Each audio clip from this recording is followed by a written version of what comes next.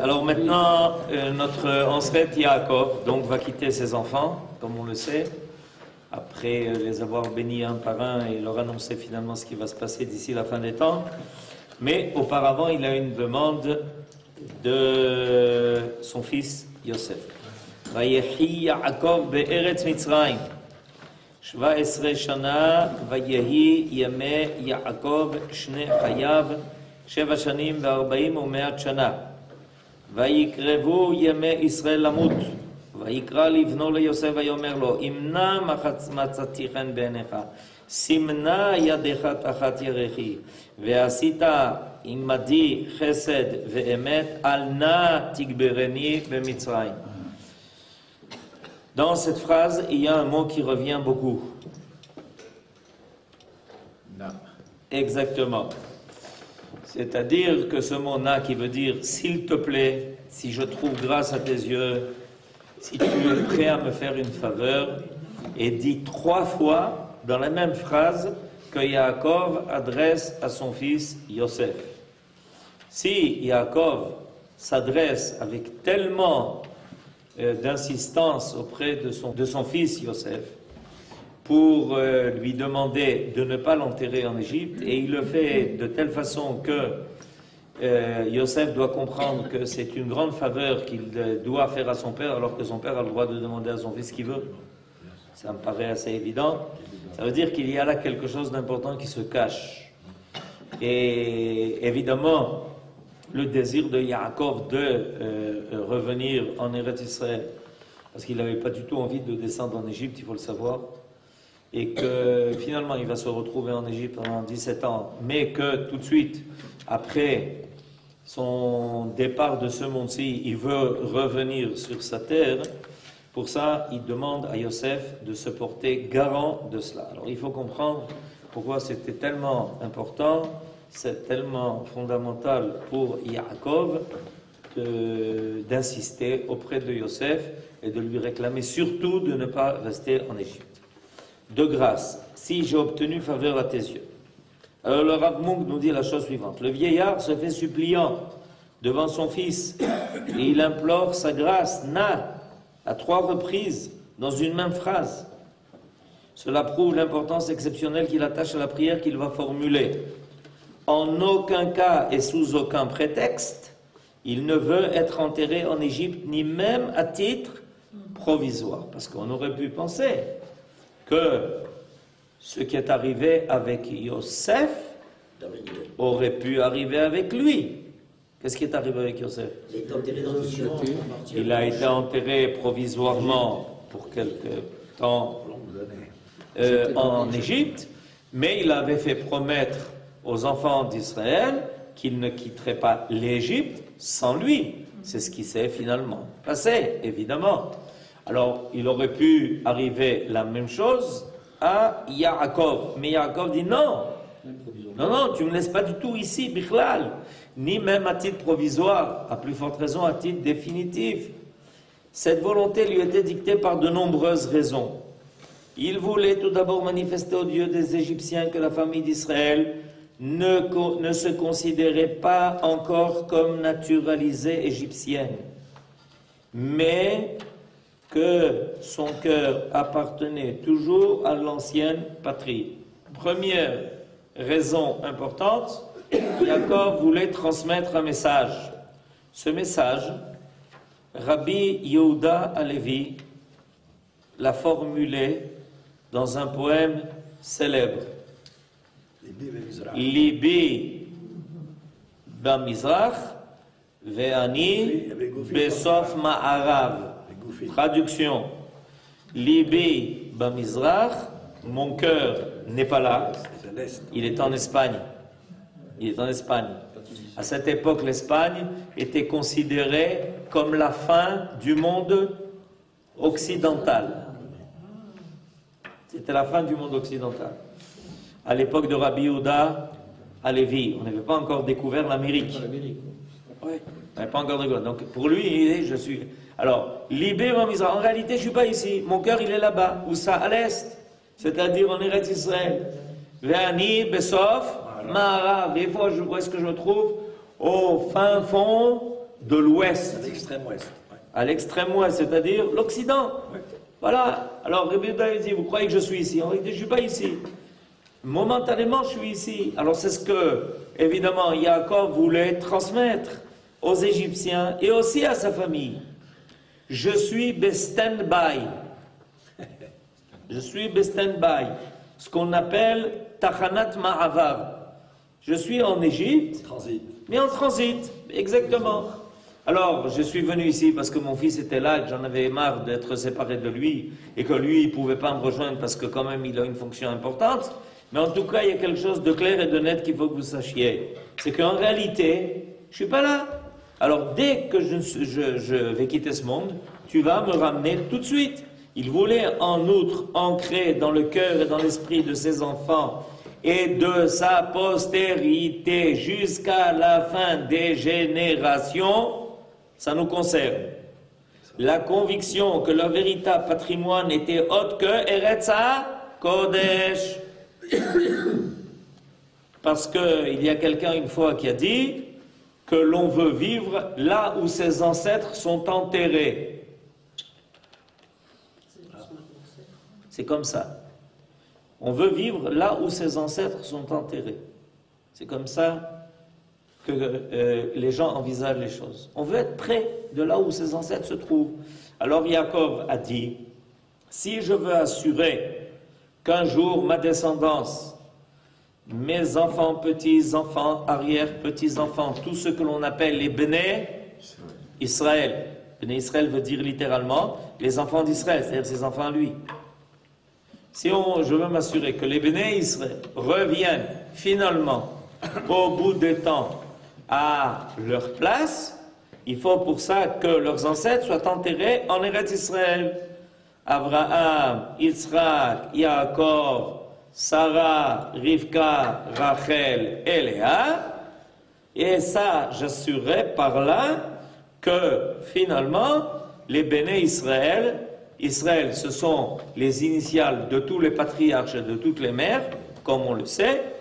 Yud, Yitzhak et Yaakov, Sin, Sarah, Resh, Rivka et Rachel, Aleph, Abraham, Lamed, Léa.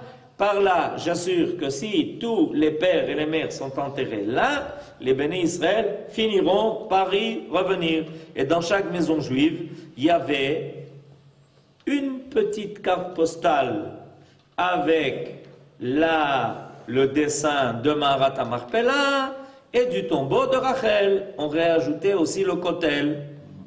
Dans chaque maison qui voulait prouver qu'elle était juive, on avait le dessin de Maharat Marpella, la photo de Kever Rachel, du kotel, et on savait où on devait aller. Même si ça prend des milliers d'années. Nul autre moyen ne pouvait être plus efficace à cet effet que de celui d'y établir sa tombe. Il savait que des liens sentimentaux indestructibles s'établiraient dès lors entre le pays où reposent les ancêtres et la famille des descendants, quel que soit leur pays de résidence. Ils éprouveraient le désir de venir s'incliner à intervalles réguliers devant la sépulture des ancêtres. C'est pour ça qu'on va à Hebron, à Maharat Marpella, à Kever Rachel, et de ne jamais abandonner à leurs ennemis le pays où reposent les trois patriarches, Abraham, Yitzhak et Yaakov. C'est clair. C'est ce qui nous a conduit finalement à revenir à Hebron et à revenir à Bethléem, et on n'a pas fini encore le travail. La mesure décidée par Yaakov se révélait d'autant plus urgente que ses enfants avaient déjà commencé à se laisser posséder par la terre de Goshen. Comme il avait été dit précédemment, la vie en Égypte risquait d'exercer sur eux une profonde influence. Maintenant, vous pouvez remplacer le mot Goshen par le mot Paris, Eh ben voilà, la liste est longue. New York. Bientôt, ils confondraient le Nil avec le Jourdain, et leur séjour en Égypte ne leur apparaîtrait plus comme une galoute. Nachon, Napoléon, l'Allemagne, et tout ce que vous voulez. Voilà.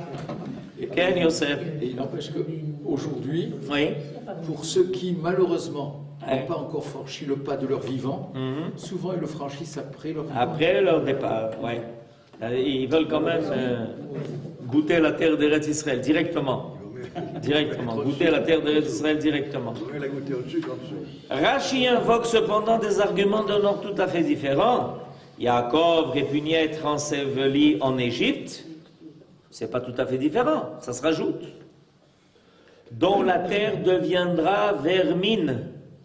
À l'époque des 10 plaies, ce motif laisse percer le souci du patriarche de voir sa dépouille mortelle protégée dans la tombe contre l'action destructive des instincts rongeurs. Mais ça veut dire quoi ça? Ça veut dire quoi? Ça veut dire que Yaakov, il a vu Be'eretz Beruach HaKodesh, que l'avenir de l'Égypte ne va pas être très rose. Et que finalement, quand Akadosh Baruch Hu va amener les 10 Makot, c'est ce qui va se passer. Toute la terre d'Égypte va être rongée. Et ça arrive, c'est pas seulement quelque chose qui concerne l'Égypte. C'est-à-dire qu'il y a quelque chose, s'il y a la vermine qui va finalement faire partie d'une des 10 plaies, ça veut dire que la terre d'Égypte n'est pas l'endroit de vie. C'est ça que ça veut dire. Eretz Israël s'appelle Eretz Achayim, c'est-à-dire Triat Ametim, Po. Et là-bas, c'est Triat Tolaïm. C'est Triat Tolaïm. Oui. Oui, les Bnei Israël, ils étaient protégés par des Makot. Mais pas la terre. Oui, mais je veux dire, la Mais terre pas qui la entoure... terre. La terre Ceux qui qui étaient entoure... enterrés dans la terre allaient souffrir de ça. C'est clair. Et voilà, c'est pour ça. Il tenait à manifester sa conception selon laquelle le corps représente l'enveloppe de l'âme, issue des sphères célestes, et mérite à ce titre d'être entouré jusqu'au-delà de la mort des plus grands écarts. Et Am Israël, il a une massorette à ce niveau-là. Aujourd'hui, dans les cimetières dans le monde, hop, au bout de quelques années, on prend une grande pelle et hop. Et puis, si on est quelqu'un d'avancé, d'éclairé, on fait brûler les corps. Pourquoi seulement les fours crématoires? C'est devenu tout le monde, c'est vrai que les gens me téléphonent pour me dire, imaginez-vous un peu ce qui se passe dans sa famille. Il raconte que dans sa famille, les gens se font incinérer, et ensuite on leur donne un petit flacon. Tout le monde, c'est devenu une épidémie. Mais c'est de la folie. C'est des juifs? Oui, mais bien sûr. C'est de ça que je parle. Je ne parle pas des goyim, les goyim, bon, c'est fini. Mais je parle de ça, dans les familles juives. Tu sais pas combien de fois les gens s'adressent pour nous dire des choses pareilles. C'est catastrophique. C'est la fin. C'est-à-dire que finalement, tu t'aperçois, Behemet, que en Chutz Laaretz, tu adhères à une idée de nihilisme. Une idée de nihilisme. Il n'y a plus rien. Plus rien après. Zéro, rien, nigmar, zéro. Alors que l'homme Israël, il a une massorette, il faut s'occuper, il faut traiter comme il faut l'habiller, il faut le laver, il faut l'habiller pour qu'on le prépare à Triat Ametim. Qu'est-ce qu'on fait quand l'or aleinu chas v'shalom mishon niftar? On le prépare à Triat Ametim. De quoi on s'occupe? Toutes les minagim, c'est préparer quelqu'un à Triat Ametim, vous savez ça?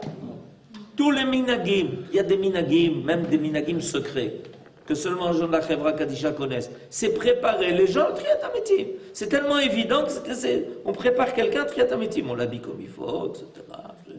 Il y a des gens qui se font incinérer en Israël aussi. C'est quoi les préparations? Mais vous pensez que les maladies, elles ne circulent pas dans le monde, Abraham? Pardon? Vous pensez que les maladies, vous êtes médecin, vous ne savez pas qu'il y a des microbes qui circulent? Ah oui. Eh oui, ce microbe aussi il circule. Hein. Est-ce que vous en pensez? Que le microbe n'allait pas circuler? Il y a des gens qui font circuler les microbes dans le monde, et ce microbe aussi, ils font circuler. Que c'est la meilleure façon de terminer pas sa vie, parce que sa vie, il a terminé. La nullité, nul en avenir. Ensuite, pourquoi pas prendre les cendres et les répandre dans la mer? Makara, Mazé, Eretz Israël et Eretz Achayim, Triat Ametim. אני מאמין בכל יום, ככה אומר הרמב"ם, Echad mishlosha sarikarim, un des 13 articles de foi, Ani ma'amin betriyat hametim. Quelqu'un qui ne le pense pas chaque jour, il n'a pas adhéré aux 13 articles de foi de Maïmonide. Ani ma'amin betriyat hametim. Okay. Comment prépare-t-on les gens à être amitim, quoi? C'est quoi préparer Triyat Amitim? C'est quoi se préparer à Triyat Amitim? Vous faites partie de la Chevra Kadisha. Allez, on continue. Excusez-moi, mais c'est Triyat Amitim sous la forme que nous connaissons. Pardon? Triyat Amitim sous la forme que nous connaissons, sous une forme qu'on ne connaît pas encore. On n'est pas capable de donner les détails de la façon dont Triyat Amitim se passera. Par contre, ce que l'on peut faire, Eliaou, c'est faire référence au chapitre 37 du prophète Ézéchiel, où est décrit la Triyat Amitim qu'il avait. Si quelqu'un veut savoir comment ça se passe, il peut lire le chapitre 37 du prophète Ézéchiel. Je recommande la lecture de la Bible, surtout au peuple de la Bible, et il verra là-bas comment se passe Triyat Amitim. D'ailleurs, là-bas, Kadosh Baruch Hu, il lui demande, il dit, tu crois que ces ossements-là, ils vont revivre? Qu'est-ce que tu en penses? Il dit, je sais pas, il faut que tu... C'est toi qui décides à Kadosh Baruch Hu. Il dit, tu vas assister à ça. C'est pas une haftara que l'on lit. Pardon? C'est dans une haftara. Bien sûr que c'est une haftara que l'on dit. C'est la haftara de Shabbat, Chol HaMoed, Pesach. Mais alors, moi, quand je lisais avec cet espoir cette conviction d'espoir, on va dire, on m'a répondu que c'était sur le plan national, c'est-à-dire que c'est le retour à la terre. C'est pas de cette haftara-là, elle faisait plus allusion à la terre, au retour en Israël, au Triyat Amitim de la personne. C'est vrai, c'est comme ça que l'explique la Gemara dans le traité de Sanhédrin. Mais est-ce que l'un contredit l'autre? Je ne sais pas. Alors, je vais dire que non seulement l'un ne contredit pas l'autre, mais en fait, il y a là-bas quelque chose de très intéressant. C'est que sont entremêlés et l'histoire de la résurrection nationale et l'histoire de la résurrection individuelle. Il y a Bala un Rav qui dit la chose suivante. Vous voyez cette filine? Oui, je les ai héritées de mon grand-père. Quoi? C'est qui ton grand-père? Ben, c'est celui qui est rené dans Triyat Amitim de Yechezkel. Et il était où? En Babylonie. Et moi, je vis en Eretz Israël. Ce n'est pas des choses qui se contredisent. La résurrection nationale, c'est ce qui permet d'enclencher les autres phases de la Géoula d'Israël, qui amènent finalement à la Triyat Amitim aussi individuelle. Parce qu'il y a un principe, c'est qu'on va du Klal au Prat. Il y a des gens qui pensent que l'on va du Prat au Klal. Alors ils attendent Triyat Amitim pour revenir en Eretz Israël. Non, c'est pas comme ça que ça se passe. Il y a d'abord Triyat Amitim au niveau national, et ça permet de déclencher les autres phases de la Géoula d'Israël. On le voit dans tous les domaines, ça. Dans tous les domaines, on voit qu'il y a d'abord des phases d'ordre national, et elles enclenchent aussi, par exemple, il y a beaucoup de gens qui font tchouva. Alors les gens disent, ouais, c'est grâce à nous, on fait faire tchouva. Vous avez une part de mérite, mais la part essentielle du mérite, c'est pas vous. C'est la Géoula d'Israël. La part essentielle de la raison de ce mouvement de tchouva dont tout le monde parle, c'est la Géoula de Am Israël sur sa terre. Et même quand en dehors d'Israël, il y a un réveil de tchouva, ça vient de la tchouva qui a commencé en Eretz Israël. C'est le phénomène du retour d'Israël sur sa terre qui déclenche cette tchouva. Même au niveau individuel. Ça déclenche un sentiment d'appartenance. Ben bataille, un sentiment d'identité, un sentiment d'appartenance, un sentiment de vouloir vivre quelque chose de plus authentique, de plus vrai. C'est où on découvre tout d'un coup des qualités qui n'existaient pas avant. C'est clair. Il n'y a jamais eu autant de gens qui étudient la Torah que depuis que le Ham Israël est revenu sur sa terre. Qu'on ne vous raconte pas d'histoire. Qu'on ne vous raconte pas d'histoire. Même en statistiques vraies. Il n'y a jamais eu autant de quantité. D'où ça vient? Que le Ham Israël est revenu sur sa terre. Abraham. J'ai lu également que cette résurrection est due après la lecture du texte de l'Ézéchiel, des survivants immédiats de la Shoah qui sont revenus un peu comme des cadavres, dit le texte, comme des cadavres en Eretz Israël, et qui ont participé même à la guerre d'indépendance de 48. Mais ça, c'est une forme de résurrection. Le Gaon de Vilna dit que pour le Ham Israël, écoutez bien, toute la galoute est un cimetière. Quand on est là-bas, on est dans un cimetière. Il se place sur le plan national. Pardon? Il se place sur le plan national, là. C'est sûr qu'il se place sur le plan national. Je crois qu'il y a aussi des répercussions même au niveau individuel. Mais c'est clair qu'il parle d'un niveau national. On est dans un cimetière. Et qui veut vivre dans un cimetière? Tant qu'on n'a pas le choix, on n'a pas le choix. Mais à un moment donné, ça suffit. Alors, Bekitsu, pourquoi on parle de ça? Parce qu'on comprend ce que Yaakov, en fait, l'enseignement de Rashi, l'enseignement de Rashi est très profond. Yaakov dit, mais je ne veux pas rester dans un cimetière. Ne me laisse pas dans un cimetière, ça va être rongé par la vermine. C'est ça que ça veut dire. C'est pas seulement au niveau individuel. C'est que ici, c'est une terre de mort. C'est pas une terre de vie. Pour revivre, il faut vivre dans une terre de vie. Si tu veux revivre, il faut aller vivre dans une terre de vie, qui redonne vie, mais pas dans une terre où on sait que la fin sera la mort. Jusqu'à aujourd'hui. Avant la fin. Nigmar Sipour. L'Égypte s'est remise de ça. Elle s'est remise de ça. Vous savez ce qui se passe là-bas? Vous savez comment ils vivent les gens? Qu'en est-il des morts qui sont avec? Ils devront rejoindre la terre de vie. Comment, je ne sais pas. Alors, un autre motif du patriarche fut celui que Rachid traduit en ces termes. Je ne voudrais pas que les Égyptiens me rendent un culte idolâtre. Mais il désirait avant tout reposer en Eretz Israël, sachant que son sol apporte aux morts la paix et le repos éternel.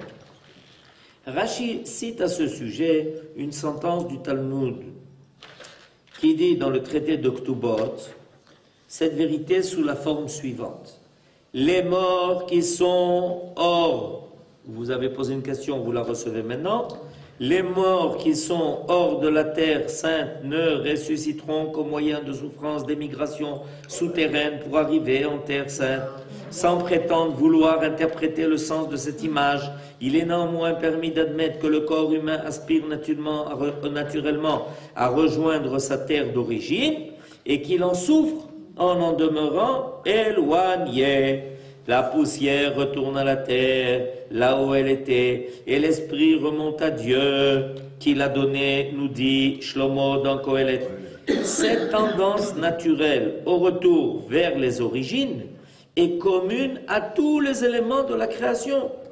Et lorsque Dieu créa l'homme de la poussière de la terre, il a pris de l'endroit où se dressa ultérieurement l'autel du temple de Jérusalem, comme nous l'enseigne une tradition répandue généralement. C'est ce qu'enseigne Maïmonide. C'est-à-dire que en nous, chacun de nous, il y a un grain de poussière du Har HaMoriah. Et ce grain de poussière qui est en nous, il ne nous donne pas de repos, c'est ça que ça veut dire. Jusqu'à nous ramener, nous attirer comme un aimant qui nous attire, et il a cet aimant qui s'appelle Eretz Israël, il a la force d'attirance sur cette particule qui se trouve en nous, que nous avons hérité de l'essence même de la création de Adam Arishon, et qui nous dit « Hé, reviens, reviens, reviens, tu m'appartiens ». C'est ça qu'il est marqué à propos de tous ces morts qui sont en dehors d'Eretz Israël. Ils voudront rejoindre, ils veulent rejoindre. Ils appellent ce retour. Alors il vaut mieux le faire de son vivant, c'est plus facile, on monte dans l'avion, on vous sert un repas chaud. C'est dans des conditions plus faciles. C'est du luxe. Pardon ? C'est pour ça que tout le monde se dispute. Ah, il y a fait, mais alors Florence nous dit, mais à ce niveau-là, si c'est comme ça, puisque tout le monde descend de Adam Arishon, alors a priori, ça devrait aussi apparaître chez les Goïm. Réponse, d'abord, ça apparaît. La meilleure preuve, ils sont là, ils viennent, et toi, qu'est-ce que vous voulez, qu'est-ce que vous cherchez? Il y a un guide qui m'a raconté il y a une semaine que on l'a contacté, une agence de voyage, en lui disant, écoutez, on a un groupe de Français chrétiens qui veulent, comme d'habitude, faire la terre promise, le pèlerinage, etc. Ils peuvent voir le pays. Est-ce que vous pouvez être leur guide, vous parlez la langue, etc. Oh, d'accord, d'accord. Alors ils sont arrivés, évidemment, on lui a fixé le programme. Dans le programme, on lui a fixé. Et quand il a vu le programme, il a été trouvé, avant que le groupe n'arrive, il a été trouvé, celui qui a organisé, il dit, tu sais, dans ton programme, il manque quelque chose. L'église une telle, l'église tata, titati, titata, il lui dit, qu'est-ce qui manque? Il lui dit le kotel. Il le regarde, il lui dit, non, tu n'es pas sérieux. Je te dis, c'est un groupe français, chrétien, enfin, de quoi tu parles? Il dit, non, il manque le kotel. Il lui dit, non, ça, kotel, c'est pas du tout à sa place dans cette affaire. Il dit, fais-moi confiance. Laisse-moi, tu verras. Si ça n'a pas marché, j'annonce la raison. Et qui s'ouvre? Il a reçu le groupe et il les a amenés, titata. Et après, il leur a dit, écoutez, on n'est pas loin, si vous voulez, je peux vous amener au kotel. Ah ouais, au kotel, on veut aller au kotel. Ok? Je ne vous raconte pas tous les détails, mais quelques semaines après, il reçoit un coup de téléphone de la même agence de voyage. Et l'agence, le bonhomme qu'il avait contacté, lui dit, est-ce que tu es prêt à nouveau à prendre un groupe de Français qui veulent venir en voyage ici? Il lui dit, ouais, c'est le même style que ceux d'avant, c'est le même style, etc. Mais fais-moi plaisir, n'oublie surtout pas de les amener au kotel. Surtout, n'oublie pas de les amener au kotel. Vous avez la réponse. Or, lorsque Dieu créa l'homme de la poussière de la terre, il a pris de l'endroit où se dressa ultérieurement l'autel du temple à Jérusalem, comme nous l'enseigne une tradition répandue généralement. Ici se situe le nombril du monde et le point d'origine de la créature. Aussi conçoit-on que c'est en ce lieu et en son pourtour que la dépouille physique de l'homme trouve paix et repos au suprême degré. Elle veut revenir d'où on est venu. Mina afar bata et la afar tachouv. Il importe de connaître toutes ces raisons, conclut le Zohar, car sans elles, il eût été plus conforme au sentiment paternel du patriarche de laisser sa sépulture auprès de ses enfants et descendants. Kol Shana, Yom Azkara, qu'ils viennent sur la tombe de leur père, Nachon. Peut-être qu'on aurait pu penser que c'était dans le bien de ses enfants que Yaakov reste en Égypte pour que chaque année, à la Azkara, les enfants viennent se recueillir sur la tombe de leur père. Et des fois, il y a des dilemmes comme ça qui apparaissent. Mais Yaakov, il a pensé que ce n'était pas une bonne chose.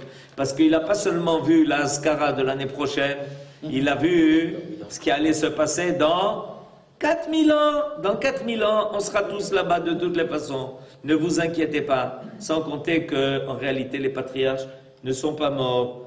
Elle eût été pour eux un objet de réconfort et de protection au milieu des souffrances et calamités que l'exil égyptien allait leur infliger, mais ce n'aurait pas été quelque chose de vrai. Et la meilleure preuve, c'est que beaucoup de gens qui voulaient précisément que leurs parents soient enterrés là-bas, aujourd'hui se disent « Opa, c'était pas la bonne décision. » D'accord? On a suffisamment de preuves pour ça.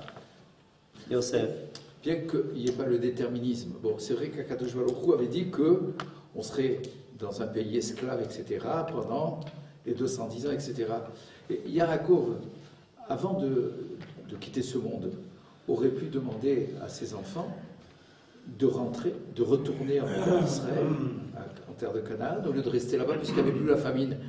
On dit que dès l'arrivée de Yaakov en Égypte, la famine a cessé. Donc il n'y avait plus raison de rester là-bas. Pourquoi ils ne sont pas rentrés? Le confort de l'exil. Demande aux exilés de revenir. Le confort de l'exil pour Yaakov. Non, pour les enfants. Même Yosef avait pensé que même tous les chefs de tribu seraient incorporés dans l'administration, la haute administration égyptienne. Oui. Alors, il y a deux réponses à votre question, Yosef. Il y a une question intéressante. La première réponse est une réponse, effectivement, d'ordre, comment dirais-je, le vécu présent. Le vécu présent, c'est que Yosef est à la tête de l'Égypte et qu'on ne pouvait pas à nouveau séparer la famille, laisser Yosef en Égypte, repartir en Israël, etc., etc. Sans compter que la sortie de Canaan posait un problème. Est-ce qu'il y aurait une possibilité du retour? Pas évident. Que les Canaanim auraient reçu à nouveau à bras ouverts parce qu'ils ont vu un peu de qui il s'agissait. Ça, c'est le côté dévoilé des choses. Le côté secret des choses qu'on trouve dans certains livres, c'est que Yaakov et ses enfants en Égypte avaient un rôle présent et futur.